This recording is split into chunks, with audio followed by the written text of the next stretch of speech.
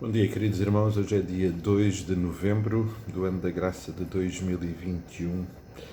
Entramos num novo mês, o ano está quase a terminar e depois de 2 semanas muito agitadas em que muitas coisas aconteceram e que me obrigaram a estar ausente alguns dias, é bom retomar alguma normalidade e podermos retomar as nossas rotinas.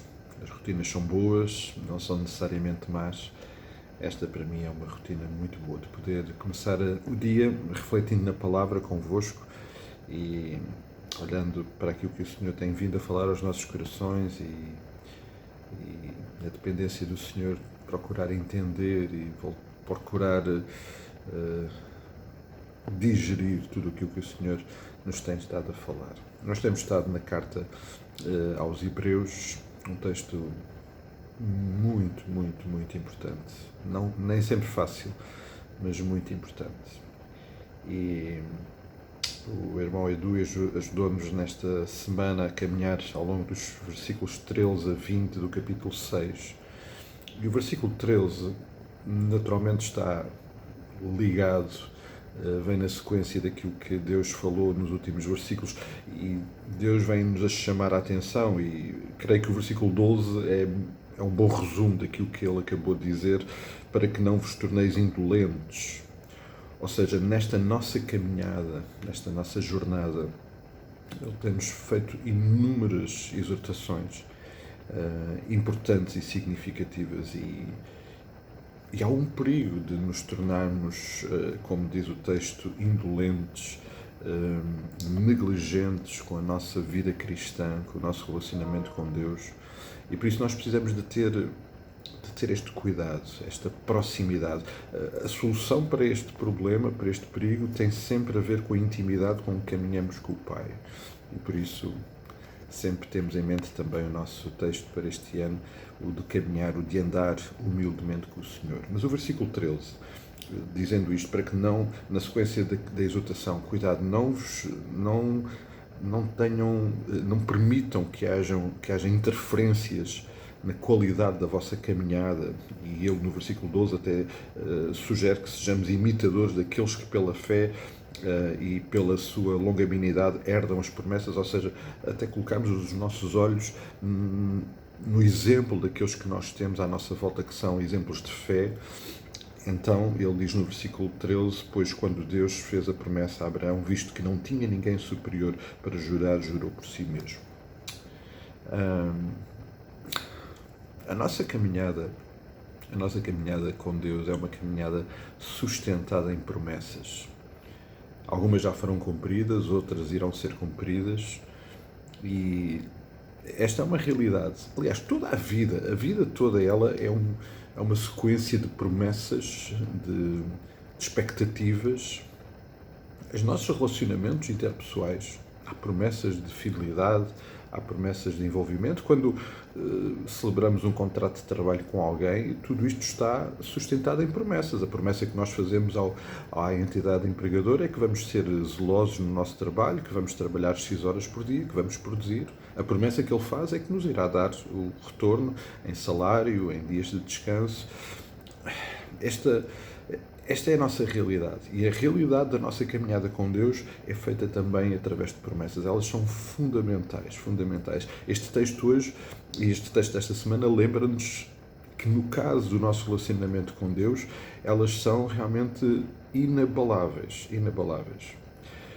Mas porque é uma vida sustentada em promessas, nós podemos vacilar, aliás, como vacilamos nas outras circunstâncias da nossa vida, nos nossos relacionamentos. Quando há uma quebra numa das promessas que temos feito a alguém, há um prejuízo nesse relacionamento. O perigo que aqui está descrito é que, se nós não nos sustentarmos nas promessas que Cristo, que o Pai tem feito sobre nós, podemos vacilar. E dá o exemplo de Abraão. E o exemplo de Abraão é muito importante porque Abraão estava lá na sua vida. Deus vem ter com ele. Gênesis 12 faz-nos essa descrição de uma forma sublime. Deus olha para Abraão e faz uma promessa. E claro, a importância desta promessa e o valor desta promessa neste versículo está associado ao nome por quem jurou Deus aquela promessa, e foi sobre o seu próprio nome. O versículo 14 descreve a promessa: certamente te abençoarei e te multipliquei. Esta foi a promessa que Deus fez a Abraão, claro, com muitos outros pormenores na sua prática.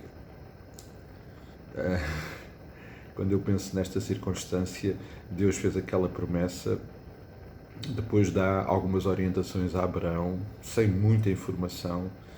A verdade é que Abraão obedeceu, mas a vida de Abraão, a partir daquele momento, foi totalmente e absolutamente sustentada na promessa que Deus lhe fez, de que o iria abençoar e de que o ia multiplicar. Quais são as promessas que Deus tem feito sobre nós? Quais são?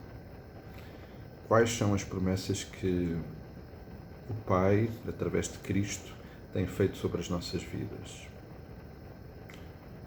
O Senhor tem prometido à nossa vida que nos irá abençoar e multiplicar, tal como fez sobre Abraão.